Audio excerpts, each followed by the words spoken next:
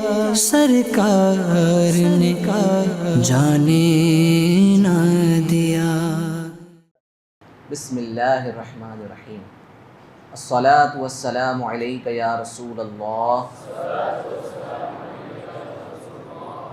وعلی آلک واصحابک یا حبیب اللہ۔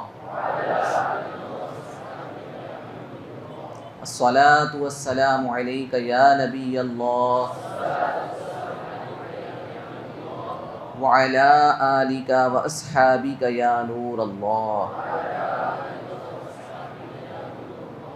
انشاءاللہ عز و جل ہمارے نبی صلی اللہ تعالیٰ علیہ وآلہ وسلم کے حسن و جمال کے تعلق سے آج ہم سنیں گے۔ آج انشاءاللہ عز و جل حضور پاک صلی اللہ تعالیٰ علیہ وآلہ وسلم کی بیوٹی کے تعلق سے ہم سنیں گے۔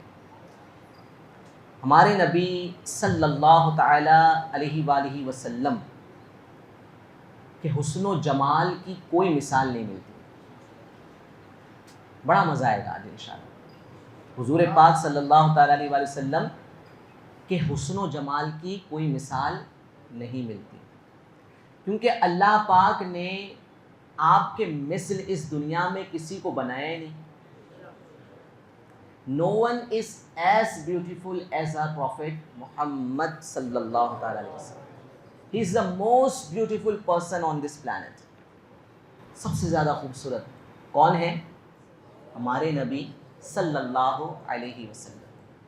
حضور پاک صلی اللہ تعالیٰ علیہ وآلہ وسلم کی کوئی زیارت کرتا، آپ صلی اللہ علیہ وسلم کے چہرے انور کو کوئی دیکھتا تو کبھی کوئی کہتا کہ ہمارے نبی صلی اللہ تعالیٰ علیہ وآلہ وسلم چاند سے بھی زیادہ حسین ہے۔ کبھی کوئی کہتا کہ چہرے مبارک سے یعنی آپ صلی اللہ علیہ وسلم کے فیس سے نور کی کرنیں نکلتی ہیں۔ تو کبھی کوئی کہتا کہ ہم نے ہمارے نبی صلی اللہ تعالیٰ علیہ وآلہ وسلم سے زیادہ حسین و جمیل اس دنیا میں، اس پوری کائنات میں کسی کو دیکھا ہی نہیں۔ اعلیٰ حضرت امام اہل سنت الشاہ امام احمد رضا خان علیہ الرضوان کیا خوب فرماتے ہیں، لم یاتی نذیر کفی نظر مثل تو نہ شد پیدا جانا۔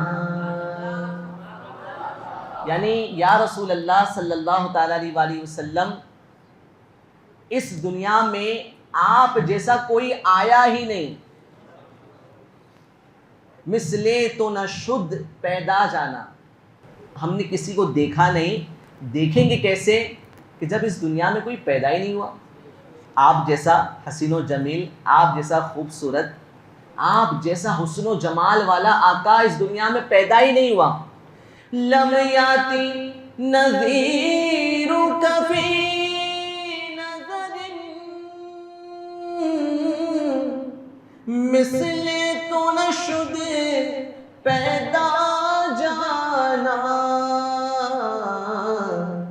جگراج کو تاج تورے سر سو، یعنی ہمارے نبی صلی اللہ تعالیٰ علیہ وآلہ وسلم کو اس دنیا کی بادشاہت کا تاج عطا کیا گیا۔ اے آقا، آپ کے سر اس دنیا کی بادشاہت کا تاج سجا ہوا ہے۔ تجھ کو ہے شہ دو سرا جانا، صرف یہی دنیا نہیں بلکہ دونوں جہان کے آپ بادشاہ ہیں۔ یعنی میرے نبی صلی اللہ تعالیٰ علیہ وآلہ وسلم کو اللہ پاک نے وہ حسن عطا کیا، وہ بیوٹی عطا کی گئی، وہ آپ کو خوبصورتی عطا کی گئی کہ لفظوں میں اس کو بیان کرنا ممکن ہی نہیں ہے۔ لفظ کم پڑ جائیں گے، میرے نبی صلی اللہ تعالیٰ علیہ وآلہ وسلم کی بیوٹی کو مکمل طور پر، کامل طور پر، کمپلیٹلی بیان نہیں کیا جا سکتا۔ ہمارے نبی صلی اللہ تعالیٰ علیہ وآلہ وسلم کو بھیجا اللہ پاک نے، رب کائنات نے میرے نبی صلی اللہ تعالیٰ علیہ وآلہ وسلم کی تخلیق فرمائی، اور جب تخلیق اللہ پاک کرے، خالق کائنات کرے، اور جس کی تخلیق کی جا رہی ہے وہ محبوب خدا ہے، تو اس کے حسن و جمال کے کیا کہنے، اس کے کمالات کے کیا کہنے۔ ایک مشہور ثنا خواں ہیں، بارگاہ رسالت کے نعت خواں، حضرت سیدنا حسان بن ثابت رضی اللہ تعالیٰ عنہ۔ یہ ہمارے نبی صلی اللہ تعالیٰ علیہ وآلہ وسلم کی نعت پڑھا کرتے اور ہمارے نبی صلی اللہ علیہ وسلم نعت سنا کرتے۔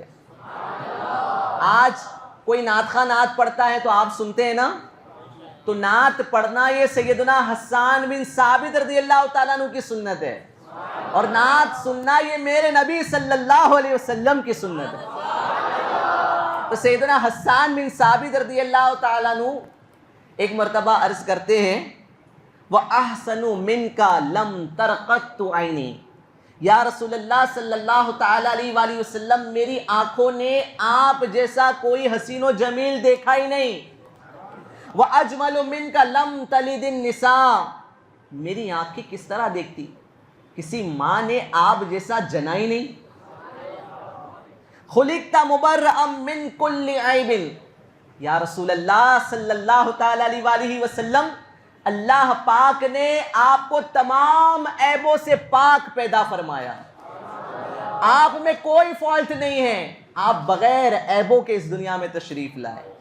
كَأَنَّكَ قَدْ خُلِقْتَ كَمَا تَشَاءُ، اور گویا کہ آپ اسی طرح پیدا کیے گئے جیسا آپ چاہتے تھے۔ تو یہ میرے نبی صلی اللہ تعالیٰ علیہ وآلہ وسلم کا حسن و جمال ہے کہ اس میں کوئی عیب نکالنے کی گنجائش نہیں۔ حضور پاک صلی اللہ تعالیٰ علیہ وآلہ وسلم کی خوبصورتی کا عالم یہ، آج دنیا میں بھی خوبصورت لوگ آتے ہیں، خوبصورتی کے چرچے ہوتے ہیں، ایسا نہیں کہ کوئی خوبصورت نہیں ہے، خوبصورتی کے چرچے ہوتے ہیں۔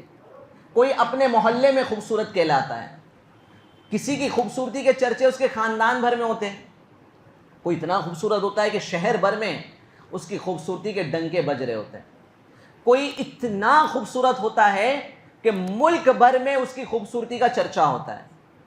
مگر ہمارے نبی صلی اللہ تعالیٰ علیہ وآلہ وسلم ایسے خوبصورت، ایسے حسین و جمیل، ایسے بیوٹیفل کہ آپ صلی اللہ تعالیٰ علیہ وآلہ وسلم کی خوبصورتی کا چرچا پوری دنیا میں ہوتا ہے، بلکہ دونوں جہان میں آپ صلی اللہ تعالیٰ علیہ وآلہ وسلم کا حسن و جمال مشہور ہے۔ اچھا، کوئی بیوٹیفل ہوتا ہے، خوبصورت کہلاتا ہے، مگر جب وہ مر جاتا ہے، اس دنیا سے چلا جاتا ہے، اس کی خوبصورتی کا چرچا بھی ختم ہو جاتا ہے، ایسا ہی ہے نا؟ پھر کوئی نیا آتا ہے، پھر اس کی خوبصورتی کا چرچا ہوتا ہے، پھر اس کے بعد کسی تیسرے بندے کی خوبصورتی کا چرچا ہوتا ہے۔ مگر میرے نبی صلی اللہ تعالیٰ علیہ وآلہ وسلم ایسے حسین و جمیل، ایسے پیارے، اتنے خوبصورت کہ پردہ فرما جانے کے 1400 سال بعد بھی آج بھی میرے نبی صلی اللہ علیہ وسلم کے حسن و جمال کا تذکرہ ہوتا ہے۔ ایسے خوبصورت ہے، تصور کیجئے کتنے خوش نصیب ہیں ہم کہ آقا صلی اللہ علیہ وسلم کی امت میں پیدا ہوئے۔ میں نے کہا نا شروع میں کہ بڑا مزہ آئے گا، کیونکہ آج چرچا ہوگا میرے نبی کا، آج چرچا ہوگا میرے نبی صلی اللہ تعالیٰ علیہ وآلہ وسلم کے حسن و جمال کا۔ کہتے ہیں اور بہت مشہور ہے کہ حضرت سیدنا یوسف علیہ نبینا علیہ الصلوۃ والسلام کا حسن یہ بے مثال تھا۔ یقیناً حضرت یوسف علیہ نبینا علیہ الصلوۃ والسلام بہت خوبصورت تھے، مگر حضرت یوسف علیہ السلام کو خوبصورتی کا ایک حصہ ملا تھا، خوبصورتی کا حسن کا ایک پارٹ حضرت یوسف علیہ السلام کو ملا تھا، اور میرے نبی مکی مدنی رسول ہاشمی صلی اللہ تعالیٰ علیہ وآلہ وسلم کو اللہ پاک نے حسن کل عطا کیا تھا، یعنی خوبصورتی کے تمام پیرامیٹرز، خوبصورتی کے تمام پارٹس، خوبصورتی کے تمام حصے اللہ پاک نے اپنے محبوب صلی اللہ علیہ وسلم کو عطا فرمائے۔ تو غور کیجئے کہ کیسے حسین و جمیل ہے آقا صلی اللہ علیہ وسلم۔ حضرت سیدنا مصعب بن عمیر رضی اللہ تعالیٰ عنہ، یہ وہ صحابی رسول ہیں کہ حضور پاک صلی اللہ تعالیٰ علیہ وآلہ وسلم کے مدینے میں ہجرت کرنے سے پہلے حضرت مصعب بن عمیر رضی اللہ تعالیٰ عنہ کافی عرصہ پہلے مدینہ ہجرت کر چکے تھے۔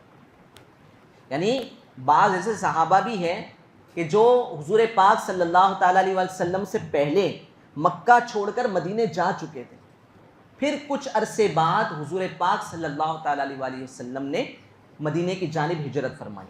تو ان میں سے ایک حضرت سیدنا مصعب بن عمیر رضی اللہ تعالیٰ عنہ بھی ہیں. مصعب بن عمیر رضی اللہ تعالیٰ عنہ جب ایمان نہ لائے تھے، مکے میں رہا کرتے تھے، تو آپ کی شہرت کا بڑا ڈنکا تھا اور بہت پیسے والے تھے، ویری رچ پرسنالٹی، اور ایسے خوبرو نوجوان تھے کہ جب نکلتے تو لوگ دیکھتے رہ جاتے. اعلیٰ سے اعلیٰ لباس پہنا کرتے، لگزریس لائف سٹائل جیا کرتے. حضرت مصعب بن عمیر رضی اللہ تعالیٰ عنہ جب ایمان لائے تو صحابہ کرام پر بہت زیادہ تکلیفوں کے پہاڑ توڑے گئے. مکے والوں نے صحابہ کرام کو، مسلمانوں کو بہت ستایا. مصعب بن عمیر رضی اللہ تعالیٰ عنہ کے خاندان والوں نے بھی آپ سے سب کچھ لے لیا. آپ کے جتنے آپ کے پاس دولت تھی، جو نعمتیں تھیں، جو دنیا کے جو بھی آپ کے پاس وسائل تھے، ریسورسز تھے، سب لے لیے گئے. یہ مصعب بن عمیر رضی اللہ تعالیٰ عنہ جب حضور پاک صلی اللہ تعالیٰ علیہ وسلم کے قدموں میں آئے تو سب کچھ چھوڑ کر آئے، سب قربان کر کے آئے، دنیا کی دولت کو ترک کر کے بارگاہ مصطفیٰ سے وابستہ ہوئے. احد کے موقع پر جہاں بعض صحابہ کرام شہید ہوئے، وہیں پر ایک شہید ہونے والے حضرت سیدنا مصعب بن عمیر رضی اللہ تعالیٰ عنہ بھی تھے. مصعب بن عمیر رضی اللہ تعالیٰ عنہ آپ کو جب کفن دیا جانے والا تھا تو آپ کے ملکیت کو چیک کیا گیا. آپ کے گھر صحابہ کرام پہنچے، دیکھا کہ مصعب بن عمیر کے پاس کیا کچھ رقم ہے کہ جس سے آپ کے لیے کفن خریدا جا سکے. تو یقین مانیے حضرت مصعب بن عمیر رضی اللہ تعالیٰ عنہ کے پاس کچھ نہ تھا، اتنی رقم بھی نہ تھی کہ جس سے آپ کو کفن دیا جا سکے. اب کوئی کہے گا، کوئی کہہ سکتا ہے، کسی کے ذہن میں ڈاؤٹ آ سکتا ہے کہ یار وہ پہلے کی لائف سٹائل نہیں اچھی تھی کہ روز نئے کپڑے پہننا، نئے لباس پہننا، لگزریس لائف جینا، اچھے اچھے پرفیومز خریدنا. مسلمان ہونے کے بعد میں آپ یہ عالم تک پہنچ گئے، یہ سچویشن کو پہنچ گئے کہ حضرت مصعب بن عمیر رضی اللہ تعالیٰ عنہ کو کفن دینے کے لیے بھی آپ کے پاس، آپ کی ملکیت میں، آپ کی پراپرٹی میں رقم نہ تھی. تو یقین مانیے کہ وہ جو دنیا کی ذلیل دولت ہے نا، وہ کسی کام کی نہیں جس میں اللہ اور اس کے رسول کی رضامندی نہ ہو. جس مال سے اللہ کی نافرمانی کی جاتی ہے وہ مال کسی کام کا نہیں ہے. حضرت مصعب بن عمیر رضی اللہ تعالیٰ عنہ کتنے سعادت مند ہیں جانتے ہو کہ جب آپ کے پاس کفن کے لیے پیسے نہ تھے، آپ کو کفن دینے کے لیے آپ کی ملکیت میں آپ نے کچھ نہ چھوڑا تھا کہ جس سے آپ کے لیے کفن خریدا جا سکے، تو ہمارے نبی صلی اللہ تعالیٰ علیہ وسلم نے اپنے چچا جان حضرت سیدنا حمزہ رضی اللہ تعالیٰ عنہ جو احد میں شہید کیے گئے تھے، حضرت حمزہ رضی اللہ تعالیٰ عنہ بھی شہید ہوئے تھے، تو چچا جان کے لیے جو اللہ کے نبی صلی اللہ تعالیٰ علیہ وسلم نے کفن لائے تھے، اسی کفن سے، اس کے ایک حصے سے مصعب بن عمیر رضی اللہ تعالیٰ عنہ کفن دیا گیا. کیسے خوش نصیب ہیں حضرت مصعب بن عمیر کہ ہمارے نبی صلی اللہ تعالیٰ علیہ وسلم کفن دے رہے ہیں. تو بتائیے وہ دنیا کی دولت اچھی ہے، یہ اچھی. یہی مصعب بن عمیر رضی اللہ تعالیٰ عنہ کے بارے میں ہے کہ جب آپ مدینے ہجرت کر کے گئے اور ہمارے نبی صلی اللہ علیہ وسلم مکہ پاک میں ہیں، بعض صحابہ کرام مدینے جا چکے تھے، نیکی کی دعوت دے رہے تھے، اسلام کی دعوت کو عام کر رہے تھے. بہت سارے لوگ حضرت مصعب بن عمیر رضی اللہ تعالیٰ عنہ کی دعوت اسلام کو سن کر پیارے آقا صلی اللہ تعالیٰ علیہ وسلم کے دامن کرم سے وابستہ ہوئے، یعنی مسلمان ہوئے. تو ایک مرتبہ حضرت مصعب بن عمیر رضی اللہ تعالیٰ عنہ، یہ کیسے عاشق رسول سنیے، حضور پاک صلی اللہ تعالیٰ علیہ وسلم کہ یہ پیارے صحابی ایک مرتبہ درس دے رہے تھے. آج دعوت اسلامی والے درس دیتے نا، صحابہ کا طریقہ ہے. تو حضرت مصعب بن عمیر رضی اللہ تعالیٰ عنہ درس دے رہے ہیں اور دیگر صحابہ درس سن رہے ہیں. جب دوران درس ہمارے نبی مکی مدنی رسول ہاشمی صلی اللہ تعالیٰ علیہ وسلم کا تذکرہ خیر چھڑا تو صحابہ کرام بے قرار ہو گئے. حضور پاک صلی اللہ تعالیٰ علیہ وسلم کی عرصے دراز سے زیارت نہ کی تھی، مکہ چھوڑ چکے تھے، مدینے کو ہجرت کر چکے تھے. آقا صلی اللہ تعالیٰ علیہ وسلم کی یاد ستانے لگی. حضور پاک صلی اللہ تعالیٰ علیہ وآلہ وسلم کے فراق میں صحابہ اکرام بے قرار ہو گئے، رونے لگے. حضرت ابو عبد الرحمن رضی اللہ تعالیٰ عنہ کہتے ہیں کہ یہ سال کب گزرے گا، کب حج کا موقع آئے گا، کب ہم مکے جائیں گے، کب ہم پھر سے پیارے نبی صلی اللہ علیہ وسلم کی زیارت کریں گے، کب ہمیں پھر سے حضور پاک صلی اللہ تعالیٰ علیہ وآلہ وسلم کی صحبت نصیب ہوگی. حضرت مصعب بن عمیر رضی اللہ تعالیٰ عنہ کہتے ہیں اے ابو عبد الرحمن رضی اللہ تعالیٰ عنہ صبر کرو، یہ وقت گزر جائے گا. پھر صحابہ اکرام میں سے کوئی عرض کرتا ہے کہ حضور پاک صلی اللہ تعالیٰ علیہ وآلہ وسلم کی زیارت کے بغیر دل کو سکون نہیں آتا، یہ دل بے قرار رہتا ہے جب تک پیارے آقا صلی اللہ تعالیٰ علیہ وآلہ وسلم کو نہ دیکھ لے. اب کوئی کہتا ہے کہ اے مصعب بن عمیر رضی اللہ تعالیٰ عنہ، ہم حضور پاک صلی اللہ تعالیٰ علیہ وآلہ وسلم کو دیکھ تو نہیں سکتے، فزیکلی ہم آپ کی زیارت تو نہیں کر سکتے، کم از کم ہمیں ہمارے نبی صلی اللہ تعالیٰ علیہ وآلہ وسلم کے حلیے مبارک کا ہی بیان کر دو. آقا صلی اللہ تعالیٰ علیہ وآلہ وسلم کے حسن و جمال کا تذکرہ کر دیجئے. اب سیدنا مصعب بن عمیر رضی اللہ تعالیٰ عنہ دو زانو بیٹھتے ہیں اور اپنے سر کو جھکاتے ہیں، گویا کہ ہمارے نبی صلی اللہ تعالیٰ علیہ وآلہ وسلم کے تصور میں گم ہو جاتے ہیں، تصور مصطفیٰ کرنے لگتے ہیں اور کہتے ہیں تمام حسینوں سے بڑھ کر حسین آقا، امام الانبیاء محبوب خدا صلی اللہ تعالیٰ علیہ وسلم. ہم سب بھی آنکھوں کو بند کر لیں. جس طریقے سے صحابہ اکرام حضور کے جلووں کو تصور میں دیکھتے ہیں، جس طریقے سے سیدنا مصعب بن عمیر رضی اللہ تعالیٰ عنہ ہمارے نبی صلی اللہ علیہ وسلم کے حسن و جمال کو بیان فرما رہے ہیں، آئیے ہم بھی آنکھوں کو بند کر کے حضور کے جلووں میں گم ہو جاتے ہیں. تو فرما رہے ہیں مصعب بن عمیر رضی اللہ تعالیٰ عنہ تمام حسینوں سے بڑھ کر حسین آقا، امام الانبیاء محبوب خدا صلی اللہ تعالیٰ علیہ وآلہ وسلم کا رنگ مبارک سفید ہے، اس میں ہلکی ہلکی سرخی کا حسین امتزاج ہے. تصور کیجئے کہ میرے نبی صلی اللہ تعالیٰ علیہ وآلہ وسلم کا رنگ سفید اور اس میں ہلکی ہلکی ریڈنس ہے، کیسے حسین ہے میرے آقا صلی اللہ تعالیٰ علیہ وسلم. مبارک آنکھیں بڑی اور خوبصورت ہیں، بڑی بڑی آنکھیں، خوبصورت آنکھیں، کہ میرے نبی صلی اللہ علیہ وسلم کی آنکھیں سرمگی تھی، یعنی نیچرلی سرما لگی ہوئی تھی. ہم آنکھوں کو بڑی دکھانے کے لیے، اپنی پلکوں کو ہائی لائٹ کرنے کے لیے اپنی آنکھوں میں سرما لگاتے ہیں، کوئی کاجل لگاتا ہے، مگر میرے نبی صلی اللہ تعالیٰ علیہ وآلہ وسلم کی آنکھیں نیچرلی سرمگی تھی. تو حضرت مصعب بن عمیر کہہ رہے ہیں تصور کریں کہ حضور پاک صلی اللہ علیہ وسلم کا چہرہ مبارک سفید، اس میں ہلکی ہلکی سرخی کا امتزاج، یعنی ہلکا سا ریڈنس، آنکھیں بڑی بڑی خوبصورت آنکھیں، بھویں مبارک اتنی قریب ہیں کہ دور سے دیکھنے سے لگتا ہے کہ گویا دونوں آئی بروز ملی ہوئی ہے، داڑھی مبارک گھنی ہے، سینہ کشادہ ہے، گردن جیسے چاندی کی سراہی. اس طرح چہرے انور کو سیدنا مصعب بن عمیر نے بیان فرمایا. پھر مزید ہمارے نبی صلی اللہ علیہ وسلم کی کوالٹیز بیان فرماتے ہیں، حسن و جمال کا تذکرہ کرتے ہیں، وصف بیان فرماتے ہیں. کہتے ہیں جب آپ صلی اللہ علیہ وسلم چلتے ہیں تو لگتا ہے جیسے اونچائی سے نیچے اتر رہے ہیں. ہمارے نبی صلی اللہ علیہ وسلم جب چلتے تو جھکے ہوئے معلوم ہوتے ہیں. آج ہم سینہ تان کر چلتے ہیں، سینے کو باہر نکال کے چلتے. کسی کی تھوڑی بہت باڈی بن جائے، جم جانے لگ جائے تو گویا کہ وہ اپنے سینے کو اور باہر نکالتا ہے، دکھاتا ہے کہ میں کچھ ہوں، آئی ایم سم تھنگ. مگر میرے نبی صلی اللہ تعالیٰ علیہ وآلہ وسلم نبیوں کے سردار ہیں، کتنے عظیم لیڈر ہیں، مگر جھک کر چلا کرتے. کیسی عاجزی فرماتے.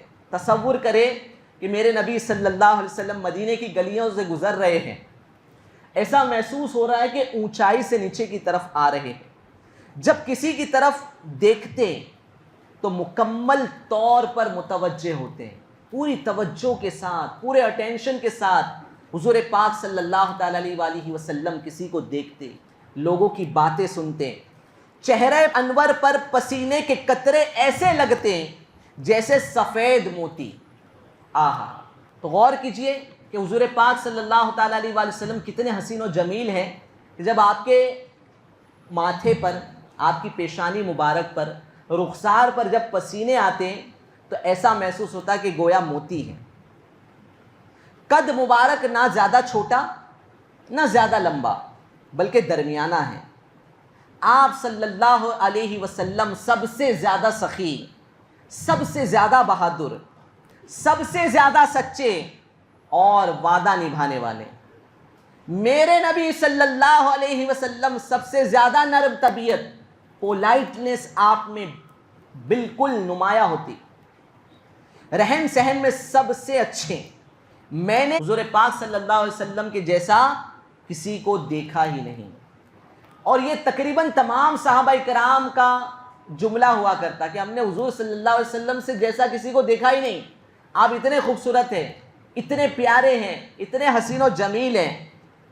حضرت سیدنا ابو ہریرہ رضی اللہ تعالیٰ عنہ کا یہ طریقہ تھا، آپ کی روٹین تھی۔ حضرت ابو ہریرہ رضی اللہ تعالیٰ عنہ بھی صحابی رسول ہیں، اور سب سے زیادہ حدیثیں انہی سے مروی ہیں، سب سے زیادہ حدیثیں انہوں نے ہی، ان کے ہی ریفرنس سے ملتی ہے۔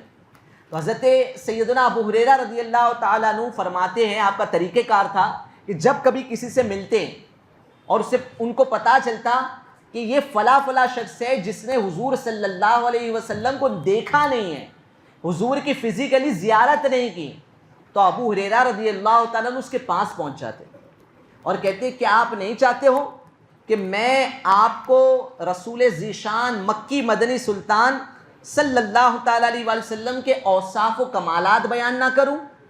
کیا آپ مجھ سے نبی صلی اللہ علیہ وسلم کے حلیہ مبارک کے بارے میں نہیں سننا چاہتے؟ پھر وہ کہتا جی جی ضرور بتائیں، ضرور سنائیں۔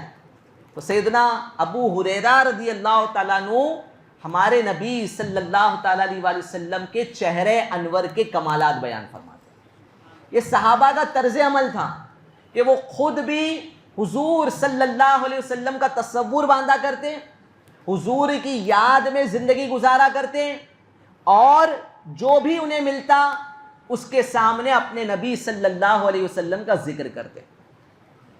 آج ہم غور کریں کہ ہم اپنے نبی صلی اللہ علیہ وسلم کا کتنا ذکر کرتے ہیں، ہمارا رول ماڈل کون ہے؟ تھوڑا سا اسٹڈی کرتے ہیں، جائزہ لیتے ہیں، ہم دوسرے کے بارے میں نہیں خود کے بارے میں غور کریں کہ آج ہم نے کس کو اپنا رول ماڈل بنایا ہے۔ تو پتہ چلے گا کہ کسی فلم ایکٹر کو ہم نے اپنا رول ماڈل بنایا ہوا ہے، اس کی طرح ہم ہیئر سٹائل رکھتے ہیں، اس نے جس طرح فلاں فلاں مووی میں کپڑے پہنے تھے وہ کپڑے ہم بھی پہنتے ہیں، اس کو مارکیٹ میں ڈھونڈتے ہیں کہ اس نے جیسا سٹائل رکھا تھا اس سٹائل کی ٹوپی مجھے مل جائے، ڈھونڈتے ہیں نا، کرتے ہیں اس طرح۔ آج کل ینگسٹرز یہی کر رہے ہیں، یا کوئی اسپورٹس پرسن کی، کوئی کرکٹر کی، کوئی فٹ بالر کی نقالی کرتے ہیں۔ اب ایسوں کی ہم نقالی کر رہے ہیں کہ جن کی نقالی کرنے سے نہ دنیا میں فائدہ ہے نہ آخرت کا فائدہ ہے۔ رول ماڈل کسی کو بنانا ہے تو ہمارے نبی صلی اللہ علیہ وسلم کو بنائیں۔ سب سے بڑی سیلیبریٹی ہے میرے نبی صلی اللہ علیہ وسلم، سب سے بڑی شان و شوکت والے ہیں میرے نبی صلی اللہ علیہ وسلم۔ ایسے کو رول ماڈل بنائیں کہ جو اس دنیا کی بیسٹ پرسنالٹی ہے۔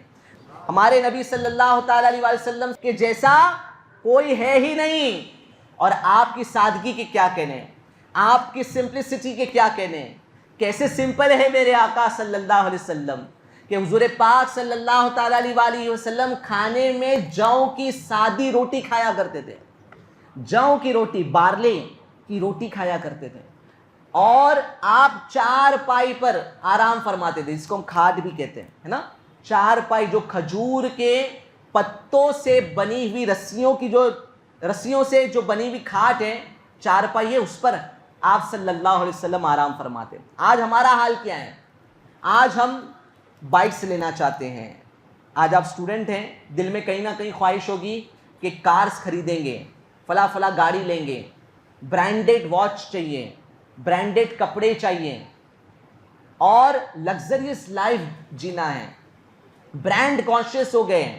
گویا کہ ہم نے انہی سب چیزوں کو اپنی زندگی کا مقصد بنا دیا ہے, اور سکسیس کا سمبل ہم اس کو سمجھتے ہیں کہ اگر یہ سب ہوگا, ہمارے پاس برانڈیڈ واچ ہوگی, ہمارے پاس اچھے مہنگے فون, 1,00,000 2,00,000 کا فون ہوگا, تو ہی لوگ مجھے جو ہے وہ سمجھیں گے کہ یہ بہت سکسیسفل آدمی ہے, بہت کامیاب آدمی ہے. میرے نبی صلی اللہ تعالیٰ علیہ وسلم کتنے بڑے لیڈر ہیں, کتنے بڑے آپ سردار ہیں, مسلمانوں کے سردار ہیں, ہمارے نبی ہیں. آپ صلی اللہ تعالیٰ علیہ وسلم کی سمپلسٹی تو دیکھیے, کیسی سادگی ہے کہ آپ صلی اللہ تعالیٰ علیہ وسلم سادہ کپڑے پہنا کرتے تھے, اور آپ کی سادگی کی وجہ سے آپ کے ایلیگنس میں کوئی کمی نہیں آتی, آپ کی بیوٹی میں, آپ کی خوبصورتی میں, آپ صلی اللہ علیہ وسلم کے حسن و جمال میں آپ کی سادگی کی وجہ سے کوئی کمی نہیں آتی. بلکہ صحابہ اکرام کے درمیان میں جب حضور صلی اللہ علیہ وسلم تشریف فرما ہوتے تو سب سے زیادہ نمایاں دکھتے. کوئی نہ جانتا کہ یہ اللہ کے نبی ہے, پہلی بار اگر دیکھنے کے لیے آیا ہے, وہ بھی جب دیکھتا کہ صحابہ اکرام کا گروہ بیٹھا ہے اور ان کے بیچ ہمارے نبی صلی اللہ علیہ وسلم بیٹھے ہوئے تشریف فرما ہے, تو دیکھ کر دیکھنے والا پہچان لیتا کہ یہ ہو نہ ہو اللہ کے نبی ہے. تو سمپلسٹی سے, بیوٹی میں, سمارٹنس میں, پرسنالٹی میں کوئی کمی نہیں آتی. ایک مرتبہ کا واقعہ ہے کہ حضرت سیدنا جابر بن سمورہ رضی اللہ تعالیٰ عنہ فرماتے ہیں کہ چاندنی رات میں نے دیکھا کہ حضور پاک صلی اللہ علیہ وسلم نے سرخ رنگ کا حلہ زیب تن فرمایا ہوا ہے, ایک ایسا لباس, ایک ایسا ڈریس پہنا ہوا ہے کہ جس میں ریڈ لائننگز ہیں. میں کبھی چاند کو دیکھتا تو کبھی حضور صلی اللہ علیہ وسلم کی زیارت کرتا, ایک نظر میری چاند پر پڑتی, ایک نظر حضور صلی اللہ تعالیٰ علیہ وسلم پر پڑتی. میں دل ہی دل میں خیال کرتا کہ چاند زیادہ خوبصورت ہے یا میرے نبی صلی اللہ علیہ وسلم. تھوڑی دیر غور و فکر کرنے کے بعد میں نے یہ کنکلوڈ کیا کہ میرے نبی صلی اللہ علیہ وسلم چاند سے بھی زیادہ حسین ہے. چاند سے بھی زیادہ حسین ہے میرے نبی صلی اللہ علیہ وسلم. چاند کا کوئی کمپیریزن ہی نہیں ہے حضور صلی اللہ علیہ وسلم کے حسن و جمال کے آگے. پھر بھی میں آپ کو ایک کمپیریزن پیش کر دیتا ہوں. چاند کی جو روشنی ہے نا, وہ 3 دن آب و تاب پر ہوتی ہے. سب سے زیادہ روشنی جو چاند کی نکلتی ہے وہ 3 دن ہوتی ہے. فل مون ڈے جب چاند پورا ہوتا ہے, اور اس کے فالوئنگ 2 days, 3 دن تک چاند اپنے آب و تاب پر ہوتا ہے, ٹھیک ہے, اور اس کی روشنی سب سے زیادہ ہوتی ہے. بٹ آہستہ آہستہ چاند کی روشنی کم ہوتی چلی جاتی ہے. میرے نبی صلی اللہ علیہ وسلم کی روشنی, آپ کے چہرے انور کی روشنی کل بھی تھی, آج بھی ہے, اور قیامت تک رہے گی. حضور پاک صلی اللہ علیہ وسلم کے چہرے انور کی وہ روشنی. چاند کیا کرتا ہے؟ جسموں کو روشن کرتا ہے, فزیکل چیزوں کو روشن کرتا ہے. میرے نبی صلی اللہ علیہ وسلم کے چہرے انور کی روشنی دلوں کو روشن کرتی ہے, ایمان کو تازگی بخشتی ہے. چاند کبھی گھٹتا ہے, کبھی بڑھتا ہے.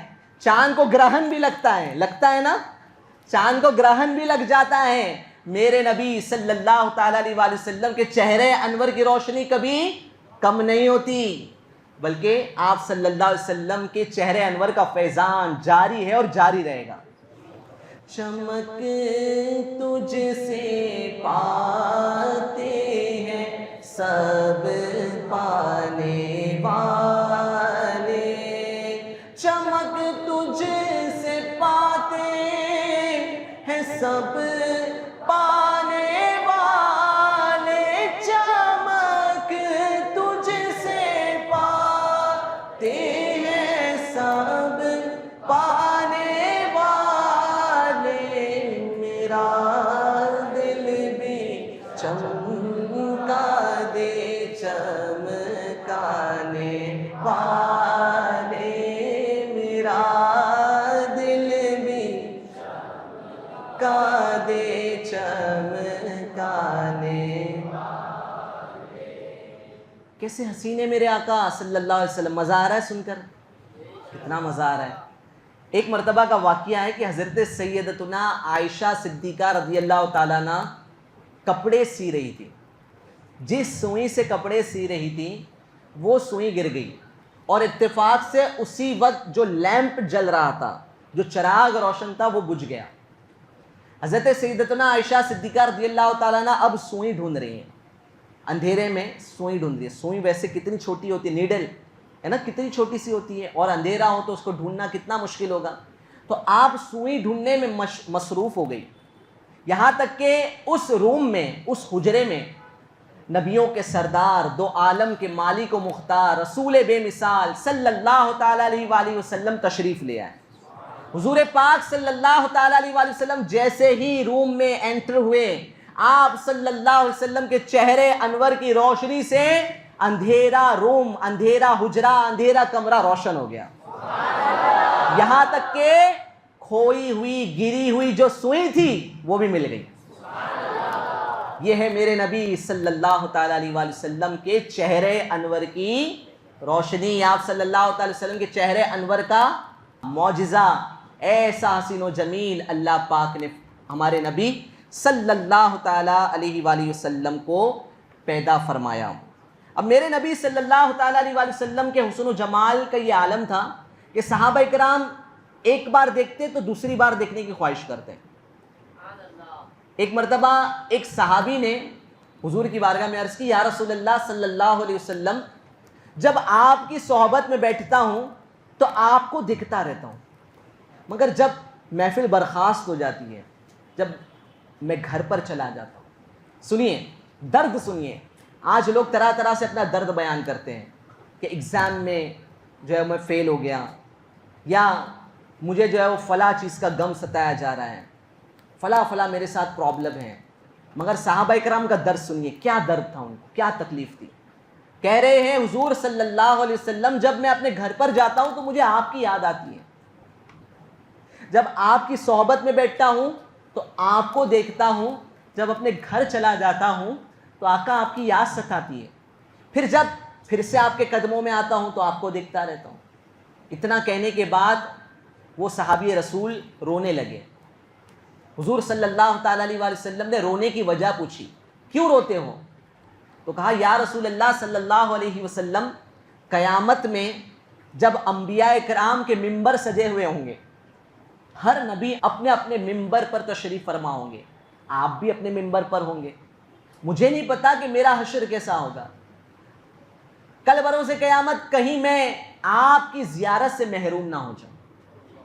یا رسول اللہ صلی اللہ علیہ وسلم، جس طرح دنیا میں آپ نے نوازا ہے، گویا وہ صحابی کہہ رہے کہ یا رسول اللہ صلی اللہ علیہ وسلم، جس طرح آپ کو دنیا میں دیکھتا ہوں، اے کاش کہ قیامت میں بھی آپ کی زیارت کا جام مجھے ملتا رہے، آپ کے شربت دیدار سے میں فیض حاصل کرتا ہوں۔ جب حسن تھا ان کا جلوہ نما، انوار کا عالم کیا ہو۔ ہم نے حضور کو دیکھا نہیں ہے، ہم نے حضور صلی اللہ علیہ وسلم کی زیارت نہیں کی۔ جس نے دیکھا وہ بھی یہ چاہتا ہے کہ حضور کو بار بار دیکھیں۔ صحابہ کرام علیہ رضوان بار بار حضور کی زیارت کرنا چاہتے ہیں، یعنی جو دیکھتا ہے وہ بھی دیکھنے کی خواہش کرتا ہے، جس نے نہیں دیکھا ہے وہ بھی دیکھنے کی خواہش کر رہا ہے۔ کیسا حسین اللہ پاک نے پیدا فرمایا۔ جب حسن تھا ان کا جلوہ نما، انوار کا عالم کیا ہوگا۔ جب حسن تھا ان کا جلوہ نما، انوار کا عالم کیا ہوگا۔ ہر کوئی فدا ہے بن دیکھے، ہر کوئی فدا ہے بن دیکھے، تو دیدار کا عالم کیا ہوگا۔ دیدار کا عالم کیا ہوگا۔ ہر کوئی فدا ہے بن دیکھے، دیدار کا عالم کیا۔ ایسے موقع پر حضور پاک صلی اللہ تعالیٰ علیہ وآلہ وسلم کے پیارے صحابی سیدنا بلال حبشی یاد آتے ہیں۔ سیدنا بلال حبشی رضی اللہ تعالیٰ عنہ، یہ وہ صحابی رسول ہیں کہ جب حضور پاک صلی اللہ تعالیٰ علیہ وآلہ وسلم نے دنیا سے ظاہری پردہ فرمایا، حضرت بلال حبشی رضی اللہ تعالیٰ عنہ نے مدینہ چھوڑ دیا، مدینہ چھوڑ کر کسی دوسرے شہر سکونت اختیار کر لی، کسی دوسری جگہ جا کر بس گئے۔ مدینہ ہر کوئی جانا چاہتا ہے نا، ہر کوئی چاہتا ہے مدینہ دیکھے، کیونکہ مدینہ ہے ہی ایسا۔ حضور پاک صلی اللہ تعالیٰ علیہ وآلہ وسلم جس شہر میں ہو وہ مدینہ کتنا پیارا ہوگا، اور ہونا بھی یہ چاہیے۔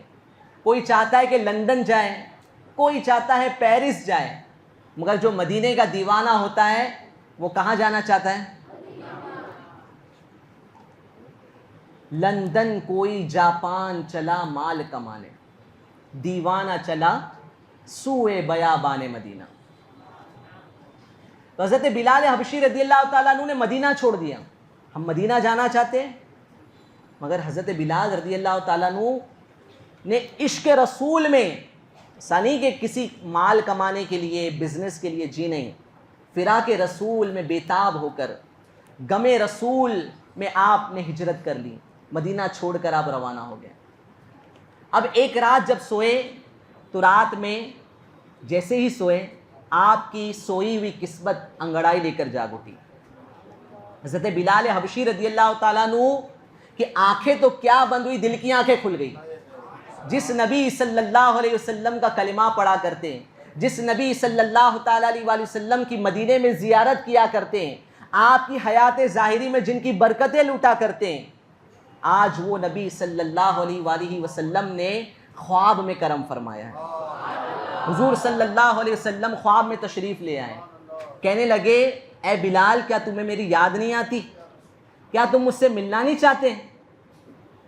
جیسے ہی یہ سنا حضرت بلال حبشی رضی اللہ تعالیٰ عنہ بیدار ہوئے، جاگ اٹھے اور فوراً اپنا سامان باندھا، رخت سفر باندھا اور جانب مدینہ نکل پڑے۔ مدینے کی جانب آپ نے سفر کیا۔ مدینے جب داخل ہوئے اور جب مدینے والوں کو پتہ چلا کہ حضرت بلال آئے ہیں، مؤذن رسول آئے ہیں، تو سب اپنے گھر سے نکل پڑے۔ صحابہ کرام مؤذن رسول کی زیارت کرنے کے لیے اپنے گھروں سے نکلے، کیا بچے کیا بوڑھے سب اپنے گھروں سے نکلے ہیں سیدنا بلال حبشی رضی اللہ تعالیٰ عنہ کی زیارت کرنے کے لیے، مؤذن رسول کو دیکھنے کے لیے۔ سیدنا بلال حبشی رضی اللہ تعالیٰ عنہ سیدھے پہنچتے ہیں روضہ رسول کے سامنے، روضہ انور کے سامنے جاتے ہیں، حضور صلی اللہ علیہ وسلم کی بارگاہ میں درود و سلام پیش کرتے ہیں۔ الصلاۃ والسلام علیک یا رسول اللہ، الصلاۃ والسلام علیک یا حبیب اللہ، الصلاۃ والسلام علیک یا نبی اللہ۔ یا رسول اللہ صلی اللہ علیہ وسلم، آپ نے غلام کو یاد کیا، غلام حاضر ہو گیا۔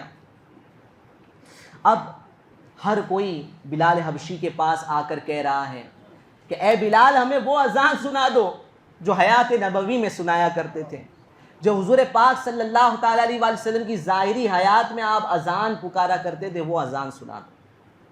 سیدنا بلال حبشی رضی اللہ تعالیٰ عنہ سب سے معافی مانگنے لگے کہ مجھے معاف کر دو، میں وہ اذان نہیں کہہ سکتا۔ میں جب اذان کہتا تھا تو سامنے میرے نبی صلی اللہ علیہ وسلم جلوہ فرما ہوتے، جب میں اذان کہتا تو اپنی آنکھوں سے حضور صلی اللہ علیہ وسلم کی زیارت کرتا۔ اب میرے حضور صلی اللہ علیہ وسلم ظاہری طور پر پردہ فرما چکے ہیں، اپنے قبر انور میں تشریف لے جا چکے ہیں، میں حضور کو نہیں دیکھوں گا تو میں یہ غم برداشت نہیں کر سکوں گا۔ سب ریکویسٹ کر رہے ہیں، سب التجا کر رہے ہیں کہ اے بلال اذان سنا دو، اے بلال ہمیں وہ اذان سنا دو۔ اتنے میں نواس رسول حضرت سیدنا امام حسن اور حضرت سیدنا امام حسین رضی اللہ تعالیٰ عنہم آتے ہیں۔ ایک آپ کے دائیں ہاتھ کو پکڑتا ہے، دوسرا آپ کے بائیں ہاتھ کو تھامتا ہے۔ دونوں نواس رسول عرض کرتے ہیں، کہتے ہیں کہ چچا بلال وہ اذان سنا دو نا جو حضور صلی اللہ علیہ وسلم ہمارے نانا جان رحمت عالمیان صلی اللہ تعالیٰ علیہ وسلم کے دور میں سنایا کرتے۔ اب نواسوں کا حکم تھا نا، کیسے منع کر سکتے میں؟ سیدنا بلال حبشی رضی اللہ تعالیٰ عنہ تیار ہوئے اذان پکارنے کے لیے۔ آپ اذان دینا شروع کرتے ہیں، اللہ اکبر اللہ اکبر۔ جیسے ہی حضرت بلال حبشی رضی اللہ تعالیٰ عنہ نے اذان دینا شروع کی، عورتیں اپنے گھروں کی چھتوں پر آ گئیں، بچے اور بوڑھے جوان ہر کوئی اپنے گھر سے باہر نکل گیا، ہر کوئی رو رہا ہے، آہو بکا کی آواز آ رہی ہے، ہچکیاں لے لے کر ساروں قطار صحابہ کرام رو رہے ہیں۔ حضرت بلال حبشی رضی اللہ تعالیٰ عنہ اذان پکار رہے ہیں، اشہد ان لا الہ الا اللہ۔ جب حضرت سیدنا بلال حبشی رضی اللہ تعالیٰ عنہ پہنچتے ہیں اشہد ان محمد رسول اللہ پر، جب یہ کہتے ہیں تو آپ کی نظر بے ساختہ ممبر رسول پر پڑتی ہے، اور جب دیکھتے ہیں کہ ممبر خالی ہے، جب دیکھتے ہیں کہ حضور پاک صلی اللہ تعالیٰ علیہ وآلہ وسلم کا جلوہ زیبا آنکھوں کے سامنے نہیں ہے، جب دیکھتے ہیں میرے نبی صلی اللہ تعالیٰ علیہ وآلہ وسلم میرے سامنے جلوہ فرما نہیں ہیں، تو آپ بے ہوش ہو جاتے ہیں، آپ زمین پر تشریف لے آتے ہیں، اذان کمپلیٹ نہیں کر پاتے۔ جب بے ہوشی سے آپ اٹھتے ہیں، جاگتے ہیں، تو آپ پھر مدینہ چھوڑ کر اپنے وطن کی جانب چل پڑتے ہیں۔ یہ ہے عشق رسول صحابہ کرام کا، یہ ہے محبت صحابہ کرام کی اپنے نبی صلی اللہ تعالیٰ علیہ وآلہ وسلم سے۔ آج ہم کتنی محبت کرتے ہیں حضور سے، غور کیجئے کتنی محبت ہے۔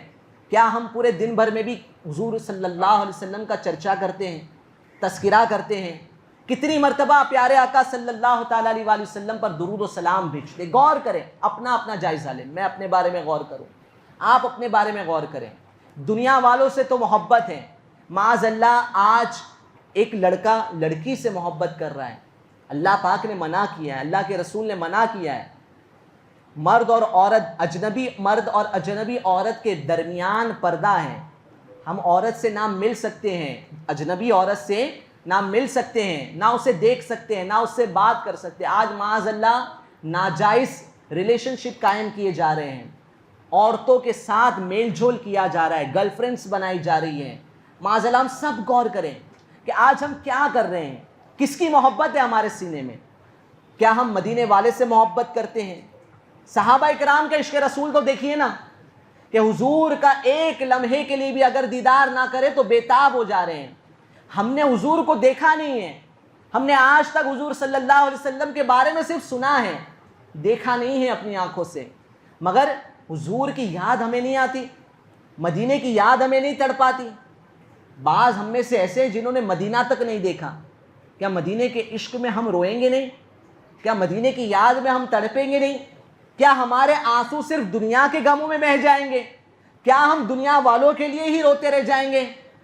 بریک اپ کی وجہ سے آج ہمارا نوجوان رو رہا ہے، ریلیشن شپ میں ناکام ہونے پر آج ہمارا نوجوان رو رہا ہے، معاذ اللہ کسی لڑکی نے نہ کہہ دی اس وجہ سے آج ہمارا نوجوان رو رہا ہے۔ یہ ریالٹی میں آپ کو بیان کر رہا ہوں، اپنے اپنے بارے میں غور کریں، ایک دوسرے کو نہ دیکھیں، خود کے بارے میں غور کریں۔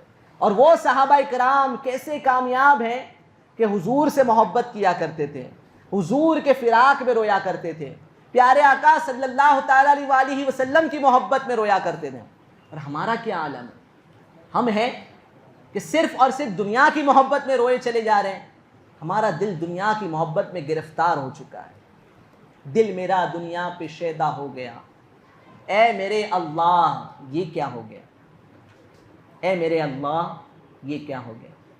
غور کریں، آج ہم حضور کا چرچا سننے آئے ہیں نا، ذکر رسول سننے آئے ہیں نا، پیارے نبی صلی اللہ تعالیٰ علیہ وآلہ وسلم کے جلووں کے بارے میں سن رہے ہیں، حضور پاک صلی اللہ تعالیٰ علیہ وآلہ وسلم کے حسن مبارک کے بارے میں سن رہے ہیں، تو آج آئیے ایسی محبت آقا کی اپنے دلوں میں جگاتے ہیں، حضور پاک صلی اللہ تعالیٰ علیہ وآلہ وسلم کی محبت کی آگ اس طرح سینے میں جلاتے ہیں، اس طرح محبت کی آگ کو اپنے دل میں روشن کرتے ہیں کہ انشاءاللہ اب یہ دل کسی اور کی محبت میں نہیں دھڑکے گا، انشاءاللہ یہ مدینے والے کی محبت میں دھڑکے گا۔ روئیں گے تو حضور کی یاد میں روئیں گے، کسی شخص کے غم میں نہیں روئیں گے، بلکہ انشاءاللہ روئیں گے تو حضور کی یاد میں روئیں گے۔ تو آئیے ہم سب مدینے کی یاد میں گم ہو جاتے ہیں، مدینے والے کے حسن و جمال میں ایسے گم ہو جائیں کہ اب ہمیں کچھ اچھا نہ لگے، صرف مدینے کا تذکرہ ہو، مدینے والے کا تذکرہ ہو۔ دنیا کی محبت دلوں سے پاک کر لیجئے، سینے کو پاک کر دیجئے اور مدینے کی یادوں میں گم ہو جائیے، حضور صلی اللہ علیہ وسلم کی یادوں میں گم رہیں، مدینہ مدینہ کرتے رہیں۔ ہماری زبان پہ کاش مدینہ مدینہ جاری ہو جائے، اٹھتے بیٹھتے ہم یا رسول اللہ کہنے والے بن جائیں، اے کاش کہ اٹھتے بیٹھتے ہم حضور پاک صلی اللہ علیہ وسلم پر درود و سلام پڑھنے والے بن جائیں۔ آنکھیں بند کرے تو ہمیں مدینہ دکھائی دے, سوئے تو خواب میں حضور کے جلوے دکھائی دے. اے کاش ہمیں اللہ پاک مدینے کا دیوانہ بنا, اے کاش ہمیں صحابہ کرام کے عشق رسول کا صدقہ مل جائے, اے کاش کہ ہمیں صحابہ کرام کے عشق رسول کی خیرات مل جائے. دنیا کی محبت دل سے نکالیے. اسٹوڈنٹس ماشاءاللہ آپ یہاں پر آئے ہیں, ساری باتوں کو بھول جائے, جو پہلے ہوا اس سے توبہ کریں اور دعوت اسلامی سے وابستہ ہو جائیے. دعوت اسلامی کا ماحول بڑا پیارا ہے ماشاءاللہ. آپ کی ہی عمر میں ہمارے بہت سارے اسلامی بھائی دعوت اسلامی کے مبلغ بنے ہیں. جتنے یہاں پر دکھ رہے ہیں نا, آپ سب ماشاءاللہ دعوت اسلامی کے مبلغ بن جائیں. سروں پر امامہ سجا لیں, چہروں پر داڑھی سجا لیں. ابھی آپ نے تصور کیا حضور پاک صلی اللہ علیہ وسلم کا, تو حضور کیسے دکھائی دیے آپ کو؟ داڑھی والے. کیسے ہمارے نبی؟ داڑھی والے. تو ہم اپنے چہرے پہ داڑھی نہ رکھیں, نیت کر لیں انشاءاللہ اپنے چہروں کو پیارے آقا صلی اللہ تعالیٰ علیہ وآلہ وسلم کی محبت کی نشانی داڑھی سے سجائیں گے انشاءاللہ. کون کون نیت کرتا ہے؟ ماشاءاللہ ماشاءاللہ. سب اپنے چہروں پہ داڑھی سجائے, اپنے سروں پر امامہ سجائے, نمازوں کی پابندی کریں, کیونکہ حضور فرماتے ہیں نا کہ نماز میں میری آنکھوں کی ٹھنڈک ہے.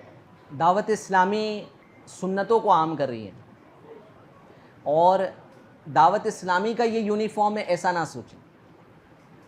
امامہ یہ دعوت اسلامی کا ایجاد کردہ نہیں ہے, بلکہ امامہ تو میرے نبی صلی اللہ علیہ وسلم کی سنت ہے. تو سنت کی نیت سے پہنے, ڈریس کوڈ کی نیت سے نہیں, یونیفارم کی نیت سے نہیں, تو انشاءاللہ پہننے کا ثواب بھی ملے گا. تو دعوت اسلامی تو امامہ پہننے کی ترغیب دلاتی ہے تاکہ ہم حضور صلی اللہ علیہ وسلم کی سنتوں پر چل سکیں. تو اپنے سر پر امامہ اگر آپ کے لیے پاسبل ہو سجانا تو ضرور سجائیں. اگر آپ ٹوپی بھی پہنتے تو بھی کوئی مسئلہ نہیں. آپ نارمل کیجول لباس میں رہتے ہیں, پینٹ شرٹ پہنتے ہیں, تو بھی اس میں کوئی شرعاً گناہ نہیں ہے. ہاں یہ ہے کہ اسلامک ویئر پہنیں, سادگی والا لباس پہنیں, اور ایسا لباس نہ پہنیں کہ جس سے جو ہے وہ غیروں کی نکالی ہوتی ہو, یا ایسا لباس نہ پہنیں جس سے ستر دکھتا ہو, ہے نا. بعض جو ہے وہ نیکرز پہنتے ہیں, یا بعض ایسے الٹی سیدھی پینٹ پہنتے ہیں, جینس پہنتے ہیں جو یہاں وہاں سے پھٹی ہوئی ہوتی ہے. بعض مرتبہ جو ہے وہ گھٹنوں پر یا گھٹنوں کے اوپر, ہے نا, تھائز یہ بھی ویزیبل ہوتے ہیں. گناہ ہے یہ, تھائز ویزیبل ہونا یہ گناہ ہے, کیونکہ یہ ستر ہے. ستر کہاں سے کہاں تک ہوتا ہے کسی کو پتہ ہے؟ مرد کا ستر ناف سے لے کے گھٹنوں تک یہ مرد کا ستر ہے. اب کسی نے ایسی پھٹی ہوئی جینس پہنا جس سے تھائز دکھ رہی ہے یا گھٹنے دکھ رہے ہیں, تو وہ گناہ گار ہے, اور جو اس کو دیکھے گا وہ بھی گناہ گار ہے. جس کی نظر پڑے گی اس کے تھائز پر, اس حصے پر جو ویزیبل ہے جنس کی وجہ سے. تو ایسے کپڑے پہنتے یار عجیب و غریب, کتنے عجیب و غریب لگتے ہیں. اور دیوانہ اگر سر پر امامہ سجائے تو یار وہ تو اپنے نبی کو فالو کر رہا ہے, اس میں کیا حرج ہے؟ وہ تو ماشاءاللہ ثواب ہی ثواب ہے, دنیا میں بھی عزت ملتی ہے جو امامہ سر پہ سجاتا ہے. میں الحمدللہ, میں ہی نہیں بلکہ بہت سارے مبلغین امامہ پہن کر کالج میں جاتے تھے. تو الحمدللہ جہاں ایک دوسرے سے اسٹوڈنٹس کولیگز جو ہوتے ہیں وہ ایک دوسرے سے تو سے بات کرتے ہیں, بدتمیزی سے بھی بات کرتے ہیں, فری اسٹائل میں بات کرتے ہیں, مجھے جو ہے نا رسپیکٹ ملتا تھا. یعنی آپ سے میرے سے بات کیا جاتا تھا تو سے, یہاں تک کہ جو نان مسلم سے غیر مسلم وہ بھی ادب سے پیش آتے تھے. تو امامے میں وقار ہے, مگر کوئی امامہ نہ پہنے تب بھی وہ دعوت اسلامی کی خدمت کر سکتا ہے. بغیر امامے بھی آپ دعوت اسلامی کی خدمت کر سکتے ہیں. بہت سارے ایسے ڈپارٹمنٹ ہیں اس میں آپ شامل ہو کر دعوت اسلامی کا کام کر سکتے ہیں. اگر میں ابھی سے امامہ باندھوں گا, داڑھی رکھوں گا, اجتماع میں آؤں گا, کرتا پائجامہ پہنوں گا, لوگ کہیں گے ابھی سے تو مولانا بن رہا ہے, ابھی تو یہ کھیل کود کی عمر ہے, کچھ جینے کی عمر ہے, کچھ انجوائے کرنے کی عمر ہے, بعد میں کر لیں گے, بعد میں شادی کے بعد داڑھی رکھ لیں گے, جاب نہیں ملے گی, کوئی لڑکی نہیں دے گا. جی اچھا, جو امامہ پہنتے کیا ان کی شادی نہیں ہوتی؟ ہوتی ہے, ٹھیک ہے, بلکہ وہ دنیا میں ہم سے زیادہ کامیاب ہوتے ہیں الحمدللہ. کئی ایسے آپ کو اسلامی بھائی ملیں گے, ہمارے سامنے مثال ہے. دیکھیے نا, رئیس بھائی آپ کھڑے ہو جائیے 2 منٹ کے لیے, سنیے میری بات سنیے, کیونکہ ہم کو ایک مثال دینی ہے نا, مثال قائم کرنی ہے. رئیس بھائی یہ چارٹرڈ اکاؤنٹنٹ ہے ماشاءاللہ. ڈاکٹر عمران بھی کھڑے ہو جائے, زیارت کروائیں. کہاں ہے ڈاکٹر عمران؟ ماشاءاللہ. مقصود شیخا بھائی کھڑے ہو جائیں. جی پلیز. ماشاء اللہ. زید باپو بھی کارپوریٹ میں جاب کرتے ہیں. مقصود شیخا بھائی یہ جو ہے نا کئی انجینئرس بلکہ غیر مسلم بھی ان کے پاس آ کے پڑھتے ہیں اور لاکھوں روپے ارن کرتے ہیں, لاکھوں روپے کی جاب ملتی ہے. بڑی مشہور ان کی جو ہے وہ ویٹنگ میں رہتے. جی ان کا ٹائم اتنا پریشیس ہے کہ یہ گھنٹوں کے اندر جو ہے وہ سمجھ لیجئے کہ اتنا یہ وہ بیان کرنا بھی ہے نا میرے زبان میں نہیں ہے کہ ماشاءاللہ اتنا یہ الحمدللہ اللہ نے ان کو نوازا ہے. ایسے اسکلڈ ہے, ایسے ٹیلنٹڈ ہے ماشاءاللہ. یہ سب کون ہے؟ دعوت اسلامی والے ہیں. کوئی چارٹرڈ اکاؤنٹنٹ ہے, کوئی ڈاکٹر ہے, کوئی انجینئر ہے, کوئی کارپوریٹ میں جاب کر رہا ہے. تو یہ ایک مسکنسیپشن ہے کہ جو ہے وہ اگر ہم امامہ پہن لیں گے, مبلغ بن جائیں گے تو اب دنیا کے نہیں رہیں گے. ایسا بالکل بھی نہیں ہے. ماشاءاللہ یہ شادی شدہ ہے, سب بچے والے ہیں الحمدللہ. جی آپ بھی بتائیے کہ آپ نے کتنی تعلیم حاصل کی اور کہاں تک پڑھے ہیں اور آپ کی ذمہ داری کیا ہے؟ جی میں الحمدللہ میں نے ماسٹرز کیا ہے میتھس میں, پھر ممبئی یونیورسٹی سے بی ایڈ کیا ہے. ٹیچنگ کرتا تھا میں اور اللہ کی رحمت سے دعوت اسلامی نے مجھے خدمت کا موقع دیا. دعوت اسلامی نے اپنی اسکول شروع کی دارالمدینہ انگلش اسکول کے نام سے. اس کا مجھے جو ہے وہ ایز اے مینیجنگ ڈائریکٹر کہتے ہیں مجھے, بٹ میں اب خود کو خادم سمجھتا ہوں کہ میں الحمدللہ جو ہے وہ دارالمدینہ کا ایک ادنا سا خادم ہوں, دعوت اسلامی کا ایک ادنا سا خادم ہوں. اللہ کی رحمت سے دعوت اسلامی کی 37 اسکولز پورے انڈیا میں چل رہی ہیں اور 12 سے 13 ہزار بچے اس میں پڑھتے ہیں. 1000 سے زیادہ امپلائیز کام کرتے ہیں صرف اسکول کے اندر, دوسرے ڈپارٹمنٹس الگ ہے. تو ماشاءاللہ یہ دعوت اسلامی ہے. اس میں آ جائیے, دنیا کا بھی فائدہ ہے اور آخرت کا بھی فائدہ ہے. وقت کا آپ کو صحیح استعمال سمجھ میں آئے گا کہ کس طرح سے کرنا ہے. آج جو ہے وہ بہت ڈسٹریکشن ہے. آج ہم ایز اے اسٹوڈنٹ بہت زیادہ ڈسٹریکٹ ہو رہے ہیں سوشل میڈیا کی وجہ سے, فرینڈس کی وجہ سے. دعوت اسلامی میں آ جائیں گے نا تو انشاءاللہ وقت کا صحیح استعمال آپ کو پتہ چل جائے گا انشاءاللہ. اسلام کو سمجھنا, اسلام کو فالو کرنا یہ بہت ضروری ہے, کیونکہ کل آپ ہی اس معاشرے کی, ہماری کمیونٹی کی نمائندگی کریں گے. کوئی آپ میں سے انجینئر ہوگا, کوئی ڈاکٹر ہوگا, کوئی سی اے بنے گا. اگر آپ ساتھ ساتھ میں سی اے بننے کے ساتھ عاشق رسول بھی ہوں گے تو سوچئے کہ کتنا بڑا کام ہو جائے گا. یہ نام کے صرف مسلمان نہ بنے, کام کے بھی مسلمان بنے. تو ایجوکیشن ڈپارٹمنٹ یہ کام کر رہا ہے کہ جو اسٹڈیز کر رہا ہے آپ کو اسٹڈیز سے نہیں روکیں گے, ایجوکیشن سے آپ کو نہیں روکا جائے گا, بلکہ آپ کو کہا جائے گا اور دل لگا کے پڑھو اور اچھے سے پڑھائی کرو. آپ صرف ایک نارمل ڈاکٹر نہ بنو بلکہ آپ ڈاکٹر کے اندر اور اس سے بڑی ڈگری حاصل کرو, ماسٹرز کرو, ہائر کورسز کرو. یہ دعوت اسلامی آپ کو سکھاتی ہے. تو ساتھ ساتھ میں دعوت اسلامی والے آپ کو دین بھی سکھاتے ہیں. دعوت اسلامی آپ کو حضور صلی اللہ علیہ وسلم کی محبت بھی سکھاتی ہے, مدینے کی محبت کے جام بھر بھر کے پلاتی ہے. تو یہ مقصد ہے ایجوکیشن ڈپارٹمنٹ کا. تو جتنے اسٹوڈنٹس ہیں نا یہاں پر, یہ اپنے اپنے کالجز میں دعوت اسلامی کا کام کریں. الحمدللہ مبلغین کرتے ہیں تو دعوت اسلامی والے, اور آپ میں سے بھی کئی ایسے اسٹوڈنٹس ہوں گے جو اپنے کالجز میں اپنے کولیگس کو دعوت اسلامی کے اجتماع کی دعوت دیتے ہوں گے, قافلوں کی دعوت دیتے ہوں گے, نیک اعمال رسالے کی دعوت دیتے ہوں گے. یہ پراپر ٹائم مینجمنٹ سکھاتا ہے, اپنی لائف سٹائل کیسے گزارنا چاہیے, ہماری دن بھر کی کیا روٹین ہونا چاہیے, یہ آپ کو سکھائے گا انشاءاللہ. اس کو فالو کریں, اس کو پڑھیں, اس کے مطابق عمل کریں. تو آپ جہاں بھی کالج میں پڑھ رہے ہیں, اسکول میں پڑھ رہے ہیں, وہاں دعوت اسلامی کا کام کریں.